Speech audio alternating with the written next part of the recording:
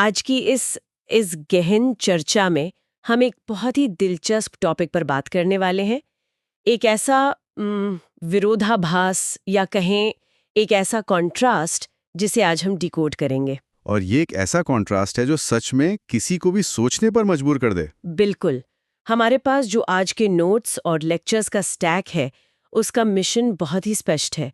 हमें ये समझना है कि कैसे रोजमर्रा के साधारण भारतीय जीवन हमारे आसपास के जीवंत रंगों और सदियों पुरानी परंपराओं को एक ऐसी संगीतमय अंग्रेजी कविता में बदल दिया गया जिसकी गूंज आज दशकों बाद भी महसूस की जा सकती है। हम बात कर रहे हैं भारतीय अंग्रेजी साहित्य की सबसे प्रतिष्ठित आवाजों में से एक की। हाँ, सरोजिनी नायडू की, जिन्हें अक्सर भारत की कोकिला या नाइटिंगेल ऑफ इंडिया कहा जाता है। सही कहा। और मैं ये स्पष्ट कर दूं कि ये विषय सिर्फ कुछ पन्नों पर छपी पुरानी कविताओं के बारे में नहीं है।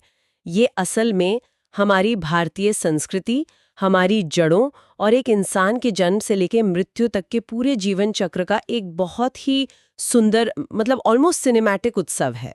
और यहाँ जो बात सबसे ज्यादा ध्यान खींचती है वो ये है कि सरोजनी नायडू की कविताएं महज शब्दों की कारीगरी नहीं है। अगर हम आज के इस पूरे स्रोत सामग्री को देखें, विशेष रूप से उनकी दो सबसे प्रसिद्ध कविताएं द बेंगल सेलर्स और इंडियन वीवर्स के चश्मे से, तो हमें पूर्व और पश्चिम का एक बहुत ही अनूठा संगम देखने को मिलता है। एक ब्लेंड कह सकते हैं इसे। एग्जैक्टली। एक तरफ उनके पास अंग्रेजी काव्य शैली, उसकी जटिल मीटर और रिदम पर गजब की पकड़ है, और दूसरी तरफ उन कविताओं की आत्मा, उनके विषय पूरी तरह से ठेठ भारतीय हैं। मतलब ढांचा अंग्रेजी का और आत्मा भारतीय। बिल्कुल। वो अंग्रेजी भाषा के एक बहुत ही सख्त और औपचारिक ढांचे का उपयोग करती हैं, लेकिन उसके भीतर जो चित्र वो उकेरती हैं वे पूरी तरह से हमारे अपने सांस्कृतिक प्रतीकों से भरे हुए हैं, जो कि उस समय आसान नहीं रहा होगा। एकदम नहीं। 20वीं सदी की शुरुआत में जब औपनिवेशिक दौर अपने चरम पर था, तब पश्चिम की भाषा का इस्तेमाल करके पूर्व की आत्मा को इतनी प्रामाणिकता से दुनिया के सामने रखना अपने आप में एक बहुत बड़ा साहित्यिक और सांस्कृतिक स्टेटमेंट था। ये सिर्फ भाषा का अनुवाद नहीं था, बल्कि भावनाओं का अनुवाद था। बहुत खूब कहा आपने। इस कहानी को थोड़ा और करीब से समझने के लिए हमें उनकी जिंदगी और उस पृष्ठभूमि में जाना होगा जहां से ये सब शुरू हुआ। हमारे नोट्स बताते हैं कि सरोजनी नायडू का जन्म 1879 में हैदराबाद में हुआ था। वह बचपन से ही एक असाधारण मेधावी छात्रा थीं। जिस उम्र में बच्चे दुनिया को बस देखना और समझना शुरू करते हैं, उस बहुत ही कम उम्र में उन्होंने कविताएं लिखना शुरू कर दिया था। एक चाइल्ड प्रोडिजी की तरह। हाँ, बिल्कुल। और जब हम उनके प्रसिद्ध कविता संग्रहों पर नजर डालते हैं, जैसे कि the golden threshold, the bird of time और द ब्रोकन विंग, तो ये सिर्फ किताबों के नाम नहीं लगते। तो क्या लगते हैं? ऐसा लगते हैं जैसे ये किसी बहुत बड़े सांस्कृतिक दरवाजे की चौखट है, जिन्हें पार करके हम एक ऐसे भारत में प्रवेश करते हैं जो अपने रंगों और रोजमर्रा के जीवन के उत्सव से भरा हुआ है। और इन संग्रहों के भीतर जो दुनिया बसती है, उसे जब हम उनके वास्तविक जीवन के साथ रख के देखते हैं तो बहुत ही गहरा आहा मोमेंट सामने आता है। वो कैसे? यही वो कॉन्ट्रास्ट है जिसका जिक्र हम शुरू में कर रहे थे। एक तरफ उनकी कविताओं में कमाल की कोमलता है, कांच की चूड़ियों की खनक है, जुलाहों के सूत की नाजुकता है, और दूसरी तरफ उनका राजनीतिक जीवन है। बिल्कुल, जो बेहद उथल-पुथल और तीव्रता से भरा हुआ था। वो सिर्फ एक कवयित्री नहीं थी, वो भारतीय स्वतंत्रता आंदोलन के एक बहुत ही प्रमुख, मुखर और सशक्त नेता थी। उन्होंने तो महात्मा गांधी और जवाहरलाल नेहरू जैसे दिग्गजों के साथ भी काम किया था। सड़कों पर उतरी और भारतीय राष्ट्रीय कांग्रेस की पहली महिला अध्यक्ष भी बनी। ये सच में अचरज में डालने वाली बात है ना? ये सोचने वाली बात है कि जो महिला राजनीतिक मंचों पर खड़े होकर ब्रिटिश साम्राज्य जैसी एक वैश्विक महाशक्ति को चुनौती दे रही थी, वही महिला अपने एकांत में कलम उठाकर चूड़ियों और बुने हुए कपड़ों की इतनी नाजुक, इतनी भावपूर्ण और मेलोडिक तस्वीरें उकेर रही थी। ये विरोधाभास सच में हैरान करता है। एक हाथ में राजनीतिक क्रांति की कमान और दूसरे हाथ में सौंदर्य और कला की कलम। ये ऐसा है जैसे एक ही इंसान के भीतर दो पूरी तरह से अलग अलग दुनियाएं एक साथ सांस ले रही हों। बहुत ही काव्यात्मक तरीके से आपने इसे रखा। शुक्रिया। और इसी कला की दुनिया का जो सबसे बेहतरीन उदाहरण हमारे सामने है, वो है उनकी बेहद मशहूर कविता द बेंगल सेलर्स। हमारे नोट्स में इस कविता का जो ब्रेकडाउन दिया गया है वो बहुत दिलचस्प है। हाँ, वो मेले वाला दृश्य है जो मंदिर के मेले में अपनी रंग बिरंगी चूड़ियां बेचने जा रहे हैं। और कविता की लय ही कुछ ऐसी है कि उसे पढ़ते हुए ऐसा लगता है जैसे सच में कोई चूड़ी वाला गली में आवाज लगा रहा हो।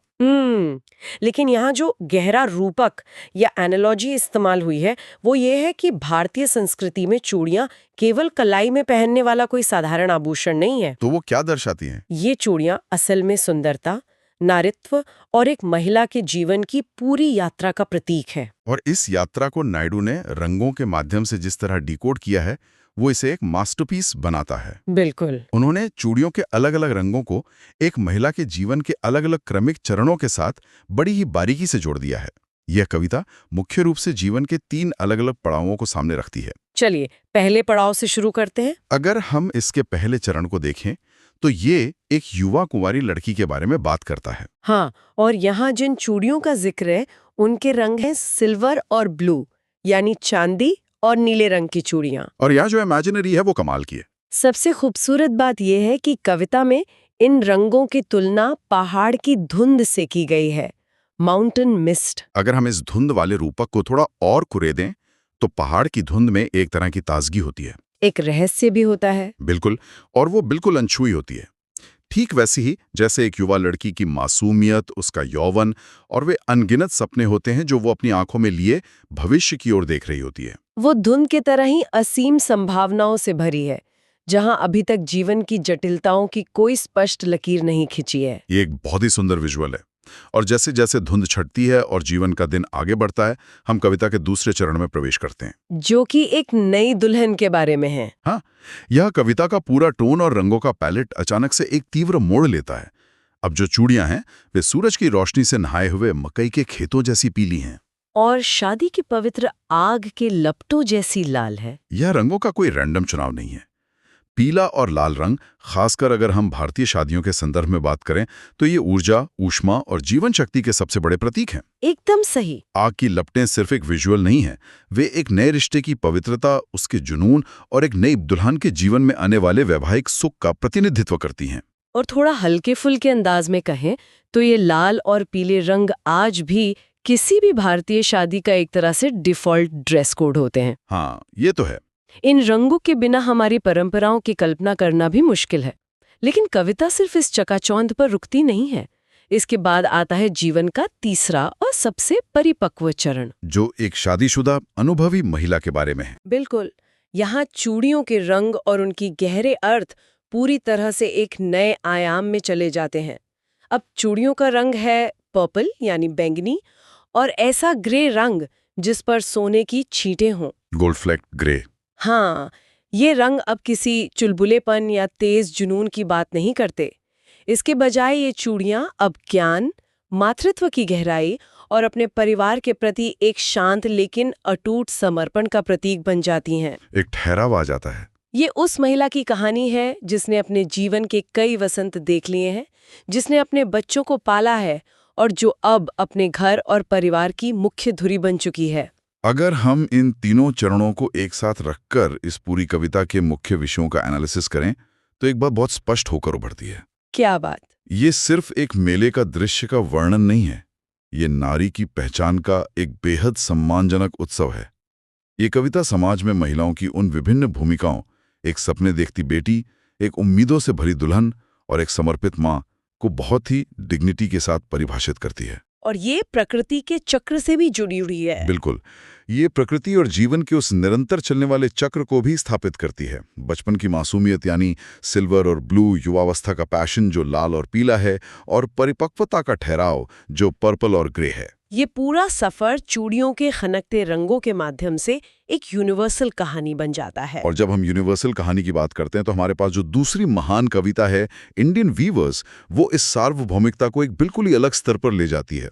चूड़ियों के बाजार के शोरगुल से निकलकर अब हम एक बहुत ही शांत दृश्य में आते हैं, जहां दिन के अलग अलग प्रहर में भारतीय जुलाहे कपड़ा बुन रहे हैं। सिर्फ 3 छोटे छोटे पैराग्राफ्स या स्टैंजास की ये कविता है, लेकिन ये अपने आप में पूरे मानव अस्तित्व को समेटे हुए है। सुबह का समय है, फिर शाम का धुंधला का है, और अंत में रात का गहरा अंधेरा है। यहाँ पर हमें ये समझना होगा कि सरोजिनी नायडू ने विशेष रूप से जुलाहों को ही क्यों चुना। ये एक दिलचस्प सवाल है। भारतीय दर्शन और रहस्यवाद बुनाई या चरखा चलाना हमेशा से भाग्य और नियति के धागों को बुनने का एक बहुत बड़ा प्रतीक रहा है। जैसे कर्मा का चक्र होता है। एग्जैक्टली। जिस तरह धागे आपस में जुड़कर एक पूरा कपड़ा बनाते हैं, उसी तरह हमारे जीवन के अनुभव जुड़कर हमारे भाग्य का निर्माण करते हैं। इस कविता में दिन के समय और मानव जीवन के चरणों के बीच एक बहुत ही गहरा और सोच समझकर बनाया गया पैटर्न है। तो चलिए सुबह वाले दृश्य से शुरू करते हैं। अगर हम इसके पहले चरण यानी सुबह की बात करें, तो जुलाहे एकदम तड़के एक नवजात शिशु के लिए नीला कपड़ा बुन रहे हैं। हेल्सियन बर्ड के पंखों जैसा नीला। हाँ, ये नीला रंग वैसा ही है जैसे एक जंगली पक्षी के पंख होते हैं। ये ताजगी, मासूमियत और जीवन की बिल्कुल नई शुरुआत का प्रतीक है। जैसे सुबह की पहली किरण अंधकार को चीरकर एक नई उम्मीद लाती है, वैसे ही जन जीवन का प्रभात है। इसके बाद दिन ढलता है और हम शाम के दृश्य में आते हैं।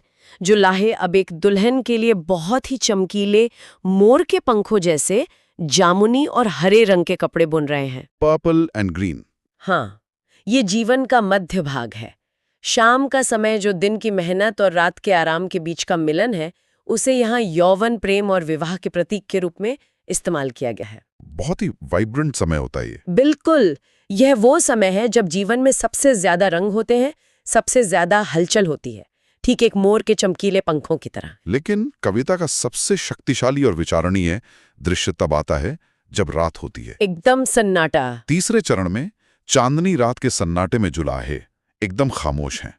वे अब कुछ रंगीन नहीं बुन रहे, वे एकदम सफेद कपड़ा बुन रहे हैं, जो एक सफेद पंख या सफेद बादल जैसा है। और ये कपड़ा किस लिए है? ये सफेद कपड़ा एक मृत व्यक्ति के अंतिम संस्कार के लिए कफन है। रात की ठंडक और अंधेरा जीवन के अंत को दर्शाता है, और सफेद रंग उस परम शांति को जो जीवन के सभी संघर्षों, सभी रंगों के खत्म होने के बाद मिलती है। यह एक बहुत ही प्रोफाउंड विचार है। अब देखिए कि कैसे जन्म की नीली ताजगी से शुरू होकर विवाह के चमकीले रंगों से होते हुए मृत्यु की सफेद शांति तक, ये पूरी कविता जीवन के इस चक्र को नियति के धागों से बुन देती है। ये सच में रोंगटे खड़े कर देने वाला है। और अगर हम रुक कर सोचें कि ये सुनने वालों के लिए या हम सभी के लिए कितना प्रासंगिक है, तो ये हमें गहराई से छूता है। एकदम। कोई फर्क नहीं पड़ता कि हम दुनिया के किस हिस्से में हैं। जन्म, विवाह और अंत में मृत्यु का ये चक्र हर इंसान के लिए समान है। ये एक ऐसा सार्वभौमिक सत्य है जिसे जुलाहों के सूत काटने के एक साधारण से पेशी के माध्यम से इतनी सहजता से समझा दिया गया है। एक तरह से हम सभी अपने जीवन का कपड़ा खुद बुन रहे हैं, अलग अलग समय पर अलग अलग रंगों में। बिल्कुल, और यही वो बिंदु है जहां साहित्य हमें अपने स्वयं के जीवन को देखने का एक नया नजरिया देता है। लेकिन अब अगर हम थोड़ा पीछे हटें और अपने नोट्स के अंतिम हिस्से की ओर चलें, जहां उनकी शैली, तकनीक और उनके काम के आलोचनात्मक मूल्यांकन पर बात की गई है, तो ये चर्चा और भी दिलचस्प हो जाती है। उनकी शैली के बारे में नोट्स क्या कहते हैं? उनकी काव्य शैली की सबसे बड़ी ताकत है उनकी संगीतमय लय और ज्वलंत कल्पना।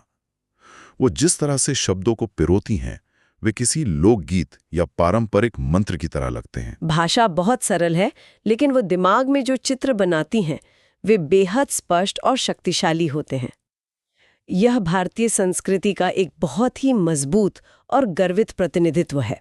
हालांकि हमारे स्रोतों में उनके काम को लेकर एक आलोचनात्मक दृष्टिकोण भी पेश किया गया है, जिस पर चर्चा करना बहुत जरूरी है। हाँ, हमें दोनों पहलुओं को देखना चाहिए। कुछ आलोचकों का यह तर्क है कि सरोजिनी नायडू की कविताएं सौंदर्य, रोमांस और कलात्मकता पर बहुत अधिक केंद्रित हैं। उनका कहना है कि जिस दौर में वो लिख रही थीं, वो भारत के इतिहास का सबसे उथल-पुथल भरा दौर था। चारों तरफ गरीबी थी, ब्रिटिश शासन की क्रूरता थी और कड़े सामाजिक संघर्ष चल रहे थे। आलोचकों का मानना है कि उनकी कविताओं में उस समय की कठोर राजनीतिक और सामाजिक वास्तविकताओं की झलक उस आक्रामकता के साथ नहीं मिलती जितनी कि एक सक्रिय स्वतंत्रता सेनानी की कलम से उम्मीद की जा सकती थी। ये एक बहुत ही वैलिड और गहरा पॉइंट है, और यहाँ ये स्पष्ट करना जरूरी है कि हम किसी एक पक्ष का बचाव या समर्थन नहीं कर रहे हैं, बल्कि इस आलोचना को तटस्थ रूप से समझ रहे हैं। बिल्कुल, ये सिर्फ स्रोतों में मौजूद एक दृष्टिकोण है। ये सच है कि उनकी कविताएं एक तरह के आदर्शवाद और रोमांटिसिज्म से भरी हैं। अब इस पर दो अलग अलग नजरिए हो सकते हैं। वो क्या? एक नजरिया तो आलोचकों का है कि उन्होंने अपनी कला को उस समय की जमीनी सच्चाई से अलग रखा और शायद उसे एक एस्केप या पलायन की तरह इस्तेमाल किया। और दूसरा नजरिया ये हो सकता है, जिस पर हमें खुद विचार करना चाहिए, कि क्या उनकी ये कला भी अपने आप में एक तरह का साइलेंट रिबेलियन या सॉफ्ट पावर थी? ये एक दिलचस्प विचार है। पर इतनी महारत हासिल करके उसी भाषा में भारतीय परंपराओं की इतनी खूबसूरत, गरिमामयी और समृद्ध तस्वीर पेश करना क्या एक तरह का प्रतिरोध नहीं था? ये सोचने वाली बात है। हो सकता है कि उन्होंने राजनीति के मंच को संघर्ष के लिए चुना हो और अपनी कविताओं को भारतीय आत्मा की सुंदरता और इसकी गरिमा को बचाए रखने के लिए एक सुरक्षित जगह के रूप में इस्तेमाल किया हो। ये एक बहुत ही मजबूत तर्क है। कला हमेशा सीधे तौर पर नारे नहीं लगाती, कभी कभी वो सिर्फ किसी संस्कृति की सुंदरता को जीवित रखकर भी अपना विरोध दर्ज कराती है। बिल्कुल। और शायद यही द्वंद्व, यही कॉन्ट्रास्ट सरोजिनी नायडू को इतना आकर्षक विषय बनाता है। आप उन्हें सिर्फ एक सांचे में फिट नहीं कर सकते।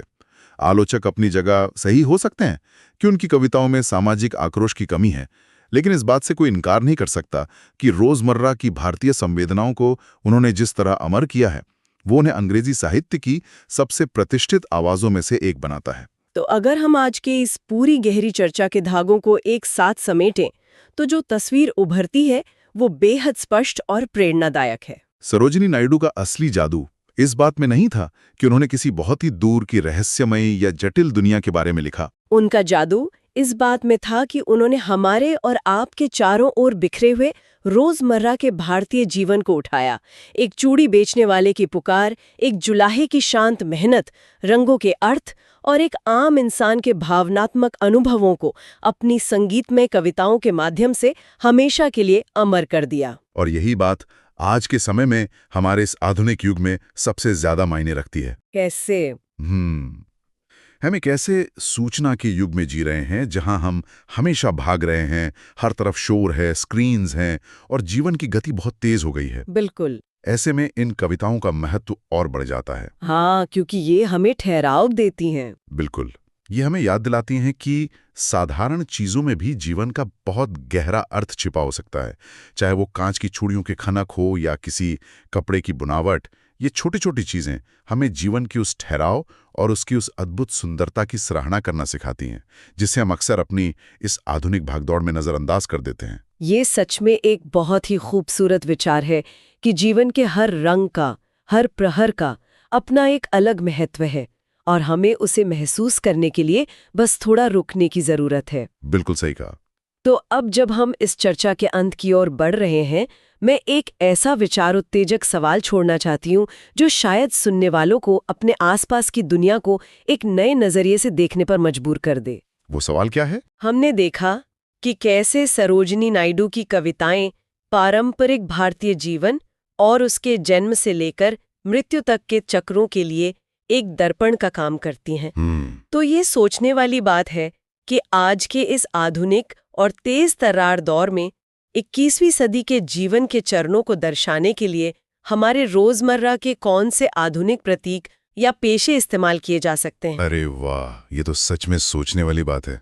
आज के हमारे समाज में वो नए चूड़ी बेचने वाले या जुलाहे कौन हैं जो हमारे इस डिजिटल और आधुनिक जीवन के कैनवस पर हमारे आज के रंग बिखेर रहे हैं और हमारे भाग्य के नए धागे बुन रहे हैं। ये निश्चित रूप से एक ऐसा सवाल है जिस पर फुर्सत के पलों में गहराई से विचार किया जाना चाहिए। ज्ञान की इस सफर में जुड़ने के लिए और चीजों को एक नए नजरिए से देखने के लिए तैयार रहने के लिए बहुत बहुत धन्यवाद।